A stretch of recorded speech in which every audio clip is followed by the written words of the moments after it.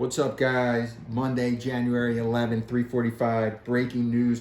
Trifecta. Jeffrey Lurie has fired Eagles coach Doug Pederson 3 years after winning the Super Bowl. But you know what? Let's talk about it. As most of you should know, this is no surprise to me. This is actually a good thing. Some people don't think they handled Doug Pederson right. You know what? Sometimes NFL is a results-driven business, and what have you done for me lately and immediately?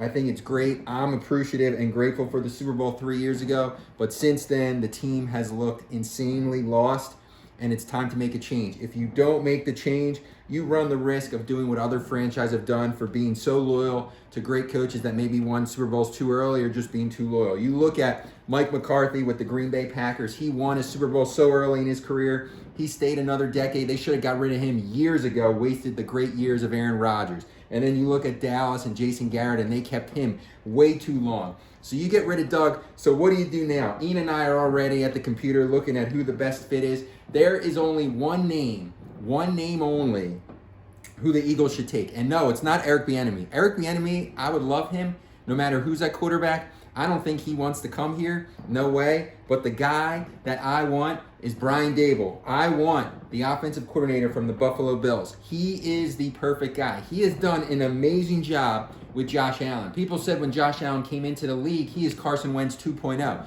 Well, Josh Allen has surpassed him insanely by mountains and nothing but regression out of our own Carson Wentz. If we're stuck with Carson, which I think we are, that management's not listening to me, and get rid of him or draft Wilson or Fields, if you're stuck with him, what better guy than Daboll to come in and make it work for what the head coach knows needs a great quarterback like Josh Allen needs to be successful. He's the one guy that could probably fix Carson Wentz if he's even fixable. So what do you think? Get him a wide receiver, maybe in the draft, figure out what works for Carson, and then we could be like the Buffalo Bills in a couple years. It's going to take 2 or 3 years.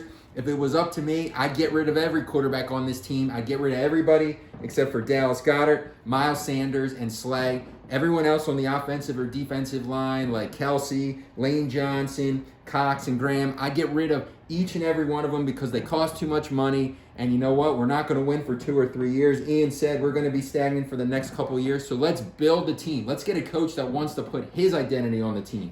If Daboll thinks that Carson Wentz is the guy, pay that man his money, like they say in Rounders. Pay that man his money, and we go from there. If not, I don't know what you do. You know, you got the Chargers fired Lynn. He's a good guy, but I don't know if he's good enough. What else is there? You know, there's not a lot of options. Bieniemy would be great offensive mind, but Daboll is the guy. Daboll's probably going to have his pick of the litter, but maybe he likes Josh Allen, so Carson Wentz is like him when he plays well. So we'll see. We'll keep watching. We'll keep thinking.